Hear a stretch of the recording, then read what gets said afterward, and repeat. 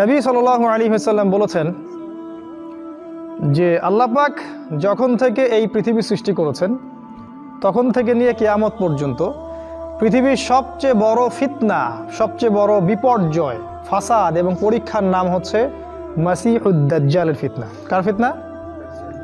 এই নামটাকে শুনেছিলেন?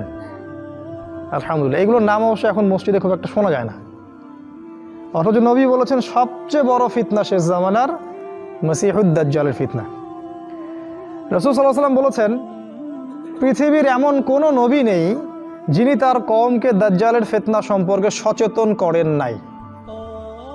এমন কোনো নবী নাই যিনি তার কওমকে দাজ্জাল সম্পর্কে সতর্ক করে যান নাই। উদাহরণ দিতে গিয়ে রাসূল সাল্লাল্লাহু আলাইহি ওয়াসাল্লাম বলেছেন নূহ আলাইহিস সালাম পর্যন্ত তার কওমকে দাজ্জাল সম্পর্কে সতর্ক করেছিলেন। আমিও তোমাদেরকে সচেতন করছি, কিন্তু আমি তোমাদেরকে একটা কথা অতিরিক্ত বলতে চাই যেটা অন্য কোনো নবী বলেননি। সেটা হচ্ছে মাসিহুদ দাজ্জাল হবে এক চোখে অন্ধ, কিন্তু তোমাদের রব আল্লাহ তিনি অন্ধ নন। ব্যাস এতটুকুই। তিনি আরো বলেছেন যে ব্যক্তি প্রত্যেক জুমার দিনে, শুক্রবার জুমার দিনে সূরাতুল কাহাফ তেলাওয়াত করবে আল্লাহ পাক সেই ব্যক্তিকে দাজ্জালের ফিতনা থেকে বাঁচিয়ে রাখবেন। তিনি বলেছেন যদি প্রথম 10টা আয়াতও মুখস্থ করে সূরা কাহাফের অথবা শেষ 10টা আয়াত, আল্লাহ পাক তাকে দাজ্জালের ফিতনা থেকে নিরাপদ রাখবেন ইনশাআল্লাহ।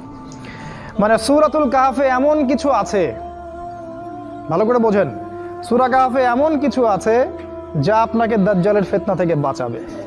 সেটা কি, সেটা জানতে হলে, বুঝতে হলে আপনাকে সূরাটা পড়তে হবে। এই সূরাটা কয়জন পড়েছেন? হাত উঁচু করেন। মাশাআল্লাহ।